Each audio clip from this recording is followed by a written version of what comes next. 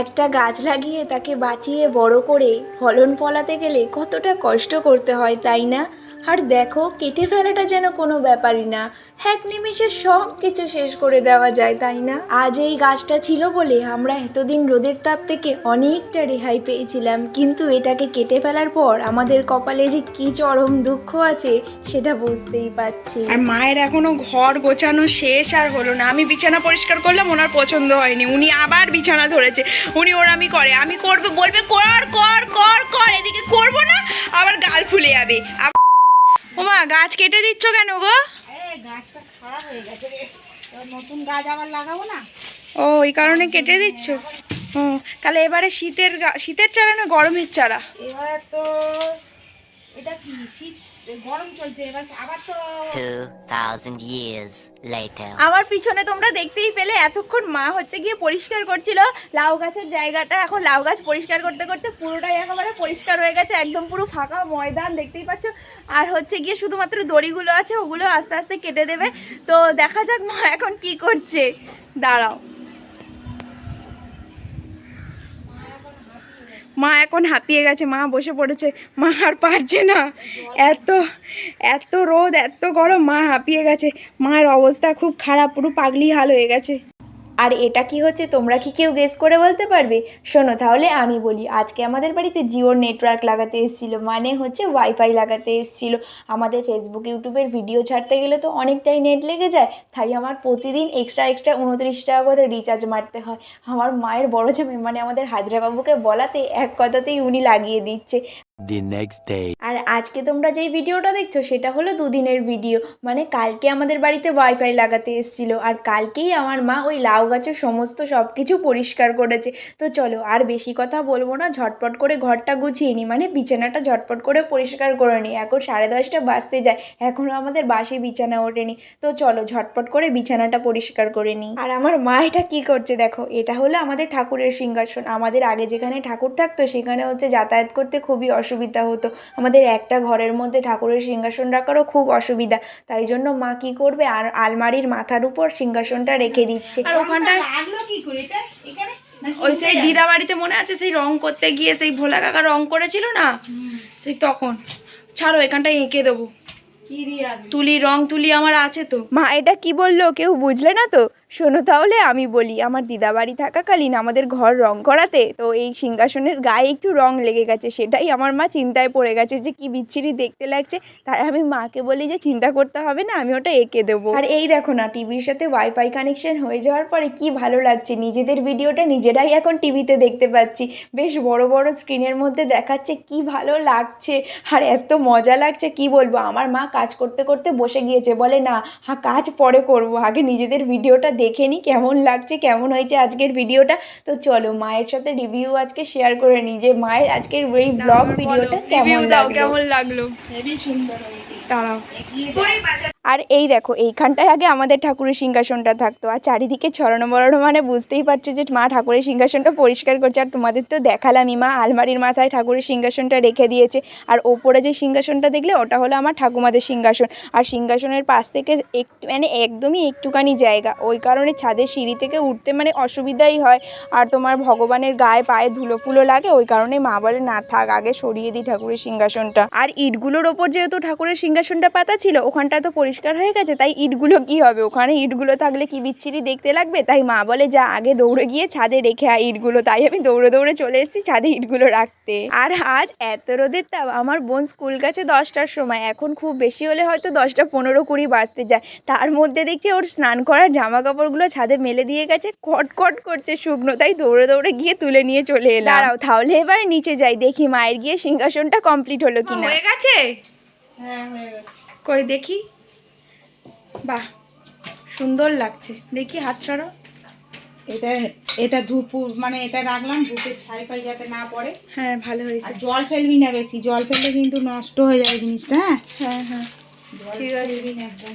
ওই পাশে যে ফুলদানিটা আছে ওখানটাতে কিছু ফুল ফুল দিয়ে দিলে বেশ ফুলটা ভালোই মেলা লাগবে। থেকে ছাড়া কেনা হবে না, মেলায় চাই কিনবে। হ্যাঁ, ধুলো পড়ে গেছে রে, মোটা হয় মনে হয়। কোনো মোছা তো হয়ই না। ভালোই লাগছে। সাদা কালারের ওই পর্দাটা দেবে না? বড্ড নোংরা হয়েছে, ওটা কাচতে হবে, নাহলে বিচ্ছিরি দেখতে লাগবে, নোংরা বেশ হয়েছে। ভালোই লাগছে। দেখো বন্ধুরা, আমাদের নতুন সিংহাসন মানে নতুন ঠাকুর ঘর, এতদিন ওইখানটায় ছিল, এখন এই জায়গাটা মা ঠাকুর ঘর করে দিয়েছে, কারণ ওখানে অনেক লোকের অসুবিধা হচ্ছিল, যাতায়াতের পায়ে ধুলো ফুলো লাগছিল তো, গায়ের ছাওয়া, ঠাকুরের গায়ে ধুলো ফুলো লাগে, যেতে গেলে অসুবিধা হচ্ছিল, ওই কারণে মা এখানে করে দিয়েছে। আর একটা ঘরের মধ্যে রাখা সত্যিই খুব অবস্থা খারাপ, অসুবিধায়। দেখো না, দুটো ড্রেসিং টেবিল, শোকেস, এই একটা ঘরের মধ্যে সব কিছু, আর কোথায় রাখবে ঠাকুরের জায়গাটা, রাখবে কোথায়? ঠাকুর হয়তো চেয়েছিল আমাদের আলমারির মাথার ওপরেই থাকবে, তাই আলমারির মাথার ওপরেই রাখা হয়েছে ঠাকুরকে। থাকুক ঠাকুর, ওখানেই থাকুক, ওখানেই উনি চায় থাকতে।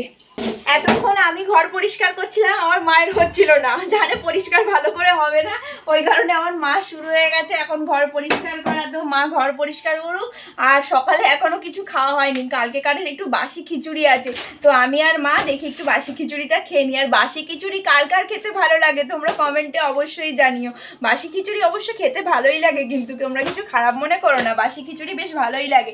আর এই দেখো, এই আঁকাটা আমি এঁকেছি, কেমন হয়েছে বলো?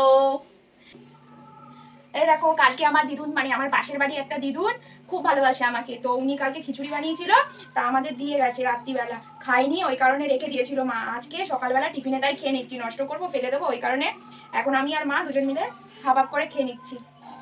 আর বাসি খিচুড়ি বেশ ভালোই লাগে খেতে বেশ। আর একটু খিচুড়িটা আমাকে বেশি দিস না, একটুখানি দে। এটা খাবে? কম, আমি অত খাবো না। ঠিক আছে, তাহলে এখানটায় দিচ্ছি, আমি ওটা খেয়ে নিচ্ছি। অল্প দিয়েছে না, আর বেশি খেলে পেট ভালো হয়ে যাবে। এখন সকাল 12টা বাজতে, হ্যাঁ 11:30 বাজে, 11:30টার সময় আমরা এখন ব্রেকফাস্ট করছি, ব্রেকফাস্ট 11:30টার সময় আমরা এখন ব্রেকফাস্ট করছি। মনা, নাও খেয়ে নাও, ধরো। ঠিক আছে, আমরা খাচ্ছি, ওরও খিদে পেয়ে গেছে, ওকেও খেতে দিয়ে দিচ্ছি, ধর খা। ও খাবে আমাদের সাথে সাথে, দেখো না, ও নাকি খিচুড়ি খাচ্ছে, শাক পাতা খাওয়ার মানুষ, ও নাকি খিচুড়ি খাচ্ছে, ভাবা যায়? এই দেখো, এখনও বাসনের তাক আজকে আমাদের পুরো ফাঁকা, দেখলে বাসনের তাক পুরো ফাঁকা, দেখো পুরো একদম বাসনের তাক ফাঁকা। বাসন দেখো, শুধু বাসনটা একবার দেখো, দাঁড়াও লাইটটা জ্বালিয়ে দিই, তাহলে বুঝতে পারবে, ভর্তি বাসন। এই দেখো, এই এক ঝুড়ি বাসন, আবার এখানে এক গামলা বাসন, মানে এরকম বাসন কাদের পড়ে? শুধুমাত্র শুধু সকালে রান্না করে এই এত এত বাসন পড়েছে, মানে শুধু বাবার দোকানে রান্না করে, এখনও তো সারা দিনের রান্না বাকি আছে, দুপুরের রান্না, রাতের রান্না বাকি আছে, তাতেই এত বাসন পড়ে গেছে। মানে আমাদের মানে আজকে না, আজকে বলে না, এটা আমাদের সব সময় রুটিন, এত এত বাসন। এবার মা ধরবে এই বাসনগুলো, ওই গোছাবে। আর মায়ের এখনও ঘর গোছানো শেষ আর হলো না। আমি বিছানা পরিষ্কার করলাম, ওনার পছন্দ হয়নি, উনি আবার বিছানা ধরেছে, উনি ওরামি করে, আমি করবে বলবে কর কর কর কর, এদিকে করবো না, আবার গাল ফুলে যাবে, আবার না করে, সত্যি কথাই। করলে আবার করলে হচ্ছে গিয়ে আবার পছন্দ হবে না, ভালো হবে না, হ্যাঁ খারাপ হতে হতে ভালো হবে।